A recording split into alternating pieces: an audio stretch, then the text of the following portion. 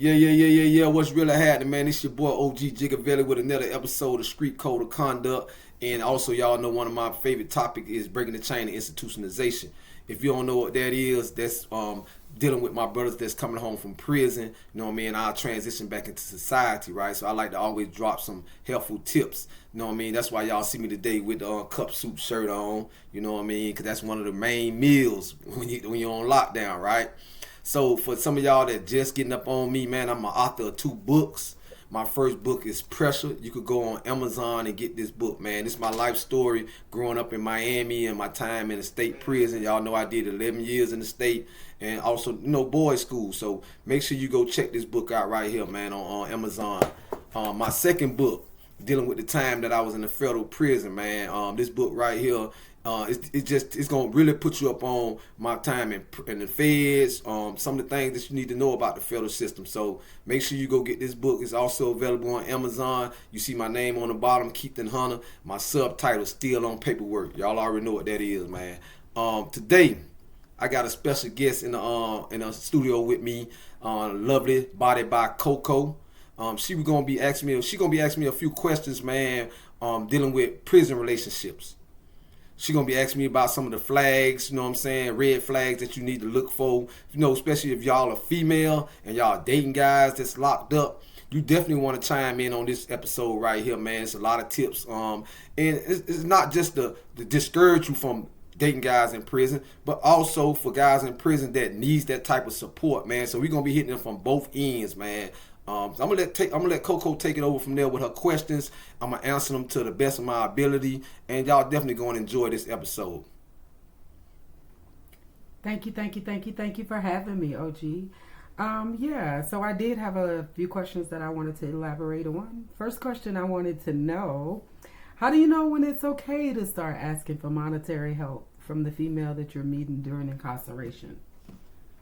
Monetary help. When is the best time to ask for it? In my case, me being a breadwinner, man, always been a hustler, know what I mean, my whole life, I never been one comfortable for asking anybody for money, right? Let alone when I was doing time in prison. So doing time in prison, what we need money for? Really, just think about it. What do we need money for? I know it's some special things that we may at times need, but in the feds, they pay us to work.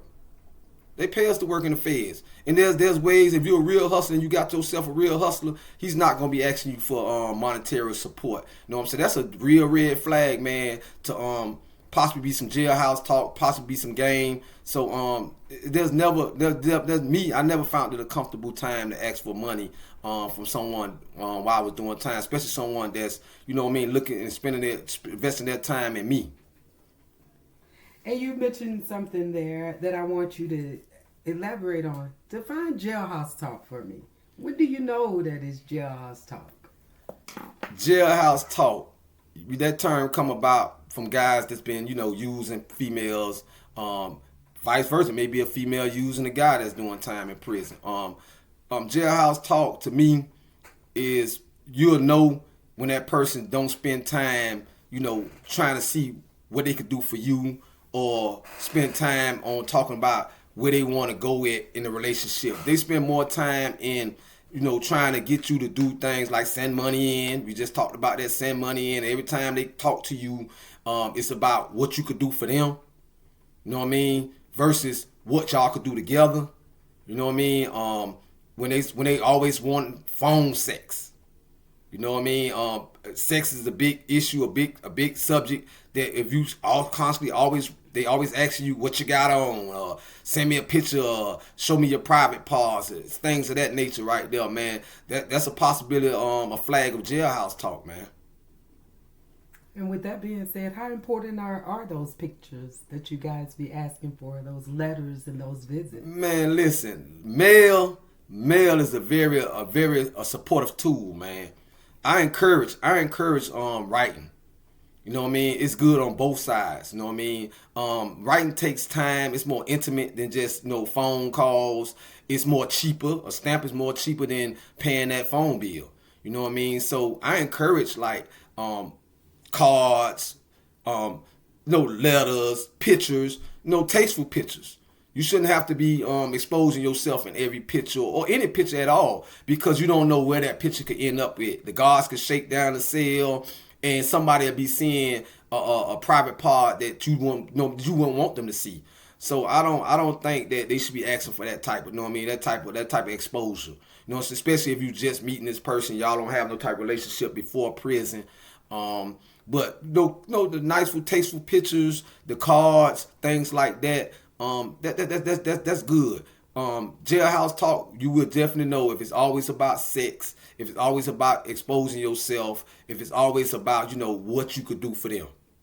So what about the visitations? Visitations is very important, man. It's very important on both parts, and I'm gonna get into that a little deep, right? The person that's in prison, they need that type of. And the reason why visitation is a good support way of supporting that person is because that person look forward to that visit. That visit will keep that person, more out of the prison politics, more out of finally, because they know if that visit's coming up and a visit is a privilege in prison, they're gonna protect that visit. If it's something that they probably would have responded to or incident, they'll probably stay away from it more so than just react. And then it also give you that intimacy between both of y'all, that touch, that in-person body language, that time that y'all can spend, in close quarters. So I encourage visits as soon as possible, but we also know that visits are very costing, especially in the federal level. You got flights, you got rental cars, you got things of that nature. So if it's in your budget, man, visit as much as possible. But if it's not in your budget, that person in prison gonna have to understand that, man. It's real life, man. There's bills out here, it's things like that. But I'm pretty sure you could get at least a couple visits in a year. And with that being said, with all the visits, the letters, the phone calls, and hopefully this is not just jailhouse talk, how likely do you think you guys are to continue these relationships outside of prison? That all depends. That all depends from my personal experience. When I finally found that person that I wanted in my life, my intention was pure from the beginning. I don't play games. You know what I mean? And it's if that person's intentions are pure and they really there for you and they really want that relationship, it's gonna last as long as a normal relationship lasts. As long as the love is there, as long as communication is solid, it's gonna have its challenges. But if that person is playing games, I see it's gonna be short lived, very short lived. Now you probably won't have that person in your life 3 to 6 months. You know what I mean? Once they feel like they got on their feet and you become the option that you was from the beginning, they're gonna move on to the next option. And with that being said, do you think a man who's been incarcerated for 10 years or more can still have a healthy relationship outside of prison, or will it probably be just more games as well? I'm glad you asked that question, right? This whole episode is not to discourage relationships in prison. Actually, it's to encourage those type of relationships, because there's a lot of good guys that's in prison that's been in there longer than they should be. And long as this is not jailhouse talk, and long as they're meeting, the things that I mentioned earlier about and not really using you, it's definitely something that I encourage. Like, it's definitely something that they need, and it's definitely something that's that I encourage, that you do support those people in prison, and you do go see them, and you do invest your time. But the time invested in the it gotta be mutual. You know what I'm saying? What you pour in is what you should receive out. You know what I mean? So I hope that answered that to the best of my ability. And to sum up my questions for you today, what are some of the things that women like myself and others can learn to help you guys or others like yourself to transition back into society? Guys like myself that been in over 10 years or more in prison, one of the most important things that y'all need to keep in mind talking to the women that's dating guys in prison, you're gonna have to have a long tolerance of patience. Patience. And that's going to be one of the most important tools that you have in having a successful relationship with this person, because this person has been in a long time as institutionalization has set in. They've been around a lot of violence. It's just been a real hard time for them. So when they come home, they know they're dealing with a lot of mental issues. So be prepared to deal with people that have mental issues. You know what I mean? Be prepared, you know what I mean, to deal with your family. Be prepared to deal with a lot of different hurdles versus dating someone that hasn't been in prison. You know, this person, you basically gonna have to be like that song, teach them how to love. You know what I mean? Because they've been in an environment where there was no love at all. So be ready to love hard.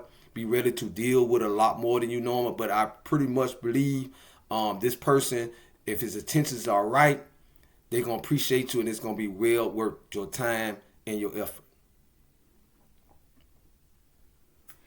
And with that being said, my last question to you would be, how likely are guys to return back to solitary confinement after they've had all of the love and support that they need? That question there, there's no one answer to that question. Every situation is different. The way that, you know, the system is designed for guys that come home to prison to return. The resettlemism part of it, the probation. Most time we're not totally free. We're on probation. You know, the streets don't forgive. A lot of guys done a lot of things that may come back. You know what I'm saying? That's unforgiving. So there's no, like, I can never really just tell you no definite answer on if they're gonna return or not. Only thing I can say is they need to be well balanced spiritually. You know what I mean? They need to be mentally balanced. They need to get the help they need. Like I said, I told y'all about mental health. Like myself, I go to counseling.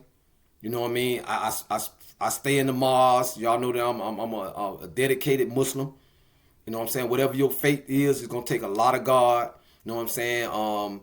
And it's gonna take jobs. If you're a street guy, you're gonna have to humble yourself. You're gonna have to get used to the word budget. You're gonna have to get used to not being in the streets, changing environments. So it's an uphill battle, and it's possible. And I know it's possible because I'm living it every day.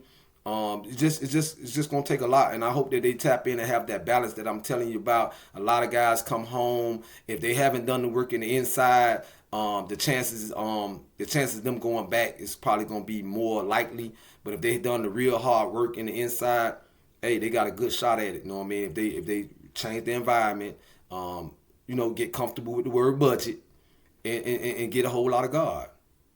That's gonna be the determining factor. That's all the questions that I have for you at the moment. Thank you so much for having me.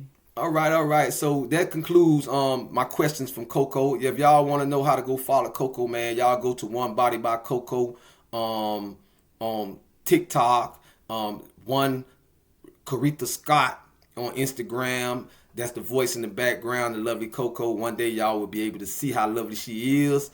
Also, make sure you go on Instagram. Make sure you go on Amazon and get my books. I really support that. I really appreciate that support that I've been getting.